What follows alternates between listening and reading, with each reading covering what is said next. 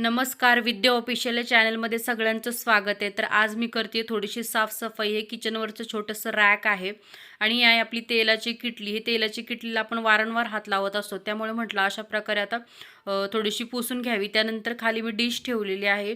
Dish ठेवली की कसं सेफर साईड म्हणून, नाही तर खाली मग आपलं ऑइल वगैरे पडून कंटिन्यू आपल्याला ते सारखं कागद चेंज करावा लागतो, पेपर. त्यामुळं तर इथं अशा पद्धतीने हे सगळं मी ठेवते. शेंगदाण्याचं कूट वगैरे, ओवा, यूज केलेलं तेल असतं, तूप वगैरे, अशा म्हणजे ज्या गोष्टी आपल्याला लागतात त्या गोष्टी मी असंच जवळ ठेवते किचन ओट्यावर. त्यानंतर मी ही जी आहे ना रॅक, ती धुवून घेतलेली आहे आणि आता मी ते रॅक पुसते. त्यानंतर रॅकच्या खाली जो मागच्या साईडला कचरा पडलेला आहे तो सुद्धा आपल्याला क्लीन करायचा आहे. त्याआधी मी याच्यावर एक पेपर टाकून घेते नवीन. तुम्ही बघू शकता अशा प्रकारे पेपर फोल्ड करून जर आपण टाकले ना, तर जी काही आपली जी घाण वगैरे असेल ते पेपरवर पडते. त्यानंतर इथं मी ओटा वगैरे स्वच्छ केलेला आहे, तुम्ही बघू शकता. गॅस वगैरे पण स्वच्छ केलेला आहे. त्याच्यानंतर अशा प्रकारे मी ती रॅक आहे त्या जागेवर ठेवून दिलेली आहे. या रॅकवर आपल्याला परत जे आपण काढलेलं आहे तिथलं सामान, ते आता मी इथं ठेवून घेणार आहे. तर कंटिन्यू किचन साफ करण्यापेक्षा असं थोड्या गोष्टी जर आपण रोज करत गेलो ना, तर आपलं किचन सारखं क्लीनच राहील. म्हणजे असं एकदम आपल्याला क्लीन करायची गरज नाही पडणार.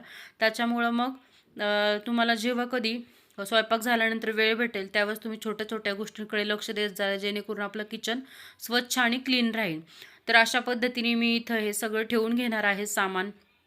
आणि हे खूप हँडी पडतं. म्हणजे जर आपण स्वयंपाक करतोय, आपल्याला तूप लागतं, तेल लागतं, ओवा लागतो, म्हणजे काहीही लागतं, छोट्या-छोट्या गोष्टी. तर अशा पद्धतीची रॅक जर तुम्ही घेतली तुमच्या किचन ओट्यावर ठेवण्यासाठी, ह्यात बऱ्याचशा गोष्टी बसतात आणि आयत्या वेळेला आपल्याला खूप काही डबे शोधावे लागत नाही. किचन ओट्यावरच असल्यामुळे प्रत्येक गोष्ट इझिली अवेलेबल होती, तूप वगैरे ह्या सगळ्या गोष्टी, आणि आपण ते यूज करू शकतो. अशा पद्धतीने मी या सगळ्या गोष्टी ठेवणार आहे. इथं आपलं जे आहे ना, ते चमच्यांचं एक भांडं होतं, तर ते मी आता चमच्यांसकट पूर्ण धुवायला घेतलेलं आहे. त्यात चमचे ठेवल्यानंतर मी तुम्हाला परत एकदा दाखवेल. तर अशा पद्धतीने मी किचन ओटा क्लीन केला आहे, पण आपली भांडी अजून घासायची राहिलेली आहेत. तर भांडीसुद्धा मी इथं घासून घेणार आहे पटपट पटपट.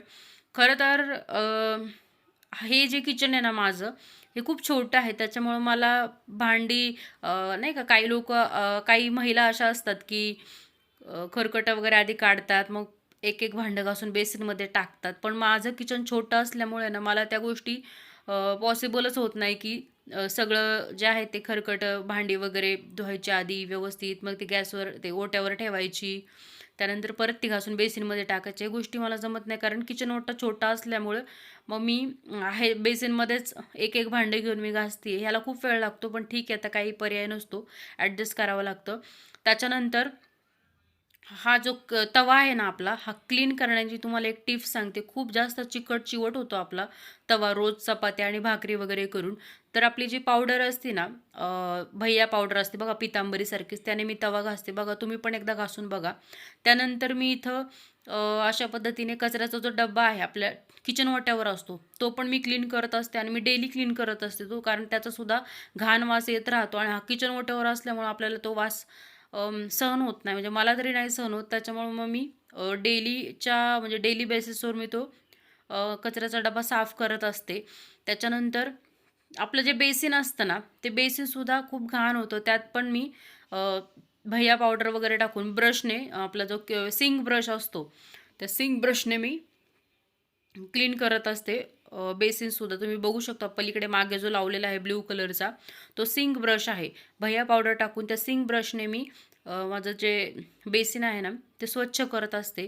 नळसुद्धा मी रोज ज्यावेळेस आपलं सगळं काम आवरतं, आपण किचन वगैरे सगळं क्लीन करत असतो, त्यावेळेस मी नळसुद्धा क्लीन करते, जेणेकरून नळालासुद्धा काही घाण वगैरे राहत नाही. तर अशा प्रकारे इथं माझी सगळी भांडी घासून झालेली आहे. तुम्ही बघू शकताय, सगळं माझं आवरून झालेलं आहे. हे याच्यामध्ये चमचे ठेवले होते, मी धुवायला घेतलं होतं. चमचेसुद्धा आपले सगळे धुवून झालेले आहेत. त्यानंतर आपल्याला आता करायचं आहे फ्रीजची साफसफाई. फ्रीजवर सुद्धा बराचसा पसारा पडलेला असतो. तर ह्या फ्रीजवरचं जे सामान आहे ना, हे सुद्धा आता मी सगळं काढून त्या फ्रीजवरचं जे आपण टाकलेलं असतं मॅट्स, तीसुद्धा धुवावी. म्हणजे आठवड्यातनं एकदा तरी ती धुतली पाहिजे असं मला वाटतं. त्याच पद्धतीने मी तर सगळं सामान आता खाली काढून घेतलेलं आहे. आणि वरती जो आपला ठेवलेला आहे मिक्सर, तो मिक्सरसुद्धा मी क्लीन करणार आहे. ते पण तुम्हाला दाखवते की कशा पद्धतीने मी तो क्लीन केलेला आहे. तुम्ही पुढे बघणारच आहात. तर खूप असा घाण मिक्सर होतो आणि मग खाली आपल्याला आतमध्ये भांड्याला सुद्धा आपल्याला लागतं. जसं आपण भांडं त्याच्यावर लावतो मिक्सरचं भांडंसुद्धा खराब होतं. त्यामुळं मिक्सर आपल्याला वेळोवेळी साफ करणं गरजेचं आहे. नाहीतर त्याच्यावर खूप जास्त थर चढतो आणि चिकट होतो मिक्सर आणि मग एकदाच आपल्याला कधीतरी करायचं म्हटल्यानंतर खूप वेळ त्याच्यामध्ये जातो आणि किचकट होऊन जातं. त्याच्यामुळं वरच्यावर आपला मिक्सरसुद्धा साफ करणं तितकंच गरजेचं आहे. त्यानंतर मी इथं घेतलेलं आहे पुसून फ्रीज. फ्रीजचं डीप क्लिनिंग मी तुम्हाला दाखवणारच आहे एखाद्या व्हिडिओमध्ये. त्यानंतर फ्रीजची जी बॅक साईड असते ती जाळी वगैरे ह्याच्यावर सुद्धा खूप जास्त जाळ्या वगैरे अशा असतात. आपण जर लक्षच दिलं नाही अजिबात त्याच्याकडे तर भरपूर साऱ्या जाळ्या वगैरे होतात. त्याच्यामुळे वेळोवेळी बॅक साईड पण आपलं कोरड्या फडक्याने आपल्याला पुसून घ्यायची आहे. ओलं अजिबात फडकं लावायचं नाही. कोरड्या फडक्याने आपल्याला जितकं पुसून घेता येईल तितकं पुसून घ्यायचं. त्यानंतर हे भांडं ज्याच्यामध्ये पाणी आपलं साठतं ते भांडंसुद्धा काढून आपल्याला साफ करायचं आहे. आणि आपल्याला फ्रीज बंद करून हे साफ करायचं आहे. पहिली गोष्ट फ्रीजचं स्विच बंद करायचं आहे, ऑफ करायचं. मग आपल्याला हे सगळी साफसफाई करायची आहे. ठीक आहे. तर अशा पद्धतीने मी हे कोरड्या कापडाने सगळं पुसून घेतलेलं आहे. आणि हे करत जा, कारण काय होतं माहिती का, आपलं फ्रीज आपण आतमधून क्लिनिंग करतो पण आपण बॅक साईडला क्लीन करणं विसरतो. त्याच्यामुळं आपल्याला हे फ्रीज साफ करणं जास्त गरजेचं असतं आणि क्लीन करायला आणि क्लीन ठेवायला हवं फ्रीज बॅक साईडने पण. त्यानंतर इथं बघू शकता तुम्ही मिक्सर असा खूप जास्त खराब झालेला आहे. आतून सुद्धा खूप चिकट झाला आहे. तर म्हटलं चला मिक्सरचं सुद्धा क्लिनिंग तुम्हाला दाखवते. जर आपलं जे भांडी घासायचं स्क्रबर असतं ते आणि थोडंसं विम लिक्विड, पाणी वगैरे अजिबात त्याच्यात ठेवायचं नाही आहे. ते स्क्रबरमध्ये घासणीमध्ये पाणी ठेवायचं नाही. फक्त विम लिक्विडमध्ये एकदाच डीप करायची आणि त्यानंतर आपल्याला हा मिक्सर अशा प्रकारे साफ करून घ्यायचा आहे. तुम्ही बघू शकता अगदी बटन वगैरे सगळं साफ करून घ्यायचं आहे. पाणी लावायचं नाही आहे जास्त. फक्त नॉर्मल डीप करायचं आहे ते विम लिक्विडमध्ये घासणी अशा पद्धतीने. ओके. त्याच्यानंतर आपले खराब कापड घेऊन आपल्याला फ्रीज पुसून घ्यायचं आहे आधी. आणि आतमधली ती जी घाण आहे ना ती त्या कापडामध्ये एक चमचा घालायचा. चमच्याची बॅक साईडने आपल्याला ती घाण काढायची आहे. तुम्ही बघू शकता अशा पद्धतीने. त्याच्यानंतर ह्याच कापडाने आपल्याला सगळा जो मिक्सर आहे आपण तो क्लीन करून घ्यायचा आहे. आणि त्याच्यानंतर एक चांगलं कापड घेऊन सुद्धा आपण तो व्यवस्थित असं पुसून घ्यायचा आहे. तुम्ही बघू शकता मी इथं अशा पद्धतीने हा सगळा पुसून घेतलेला आहे. त्यानंतर एक क्लीन कापड घेऊन सुद्धा मी तो पुसलेला आहे. म्हणजे डबल क्लिनिंग आपण इथं केलेलं आहे. आतमध्ये खूप घाण झाली होती, चिकटपणा झाला होता, तर तो सुद्धा मी क्लीन केलेला आहे. तुम्हाला मी मिक्सर दाखवेल क्लीन वगैरे झाल्यानंतर. त्यानंतर असं मी कोरड्या कापडाने म्हणजे एक चांगलं कापड घेऊन सुद्धा मी हा मिक्सर पुसलेला आहे. त्याच्यानंतर कधी कधी काय होतं, आपण फक्त मिक्सर साफ करतो पण जी वायर असते ना ती वायरसुद्धा साफ करणं गरजेचं असतं. त्याच्यामुळे वायरसुद्धा मी साफ करून घेणार आहे. ते सुद्धा मी तुम्हाला पुढे दाखवेन. तुम्ही बघू शकता खूप छान आणि सुंदर असं मिक्सर आपलं इथं पुसून झालेलं आहे. वायरला सुद्धा आपल्याला थोडंसं स्क्रबिंग करून अशा प्रकारे वॉश करायचे आहे. तर तुम्ही बघू शकता अशा प्रकारे मी वायर देखील साफ केलेली आहे. वायर पण साफ करणं तितकंच गरजेचं आहे, कारण वायरसुद्धा आपली घाण होत असते. हे जे वरचं आहे ना आपलं ते सुद्धा आपल्याला असं स्क्रबरने मस्तपैकी घासून घ्यायचं आहे आणि ते सुद्धा आपल्याला कापडाने पुसून घ्यायचं आहे. तर तुम्ही पण तुमचा मिक्सर अशा प्रकारे स्वच्छ करू शकता. जास्त पाण्याचा आपल्याला यूज करायचा नाही. एकदम नॉर्मल पाणी घेऊन आपल्याला हे म्हणजे थोडक्यात पाणी तर नाहीच पण विम लिक्विडनेच आपल्याला स्वच्छ करायचं आहे. ओलं कापड घेऊन पुसायचं आहे. त्यानंतर मी इथं हा आहे फ्रीजमध्ये पण भरपूर साऱ्या गोष्टी आहेत. अंड्याचा ट्रे वगैरे या सगळ्या गोष्टी तुम्हाला मी डीप क्लिनिंग एक दिवस मी पुढच्या किंवा काही येणाऱ्या आठवड्यांमध्ये करून दाखवेल. त्यावेळेस तुम्ही ते पाहू शकता कशा प्रकारे डीप क्लिनिंग केलं आहे.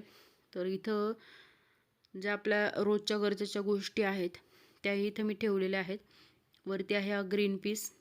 त्याच्यानंतर इथे सगळे मसाले ठेवलेले आहेत.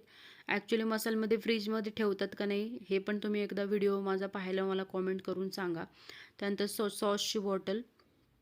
त्यानंतर बेडमध्ये मुलाने असा पसारा करून ठेवला होता सगळं खेळणी वगैरे, ती म्हटलं आवरून घ्यावी.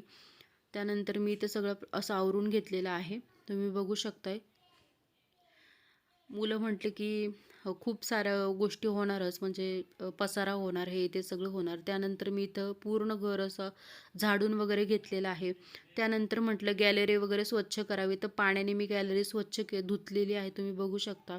त्यानंतर इथं माझ्या गॅलरीमध्ये भरपूर सारी झाडं ठेवलेली आहेत. हा मनी प्लांट आहे, त्यानंतर जास्वंद आहे, तुळस आहे, अशा पद्धतीने. तर मी इथं सगळं असं आवरलेलं आहे. आता मला फक्त फरशी पुसायची बाकी आहे, तर मी नंतर पुसेल ती. तर अशा पद्धतीने आपलं हे सगळं काम आवरलेलं आहे. तर भेटूयात आपण नेक्स्ट व्लॉगमध्ये. हा व्लॉग तुम्हाला कसा आवडला हे कॉमेंटमध्ये नक्की सांगा.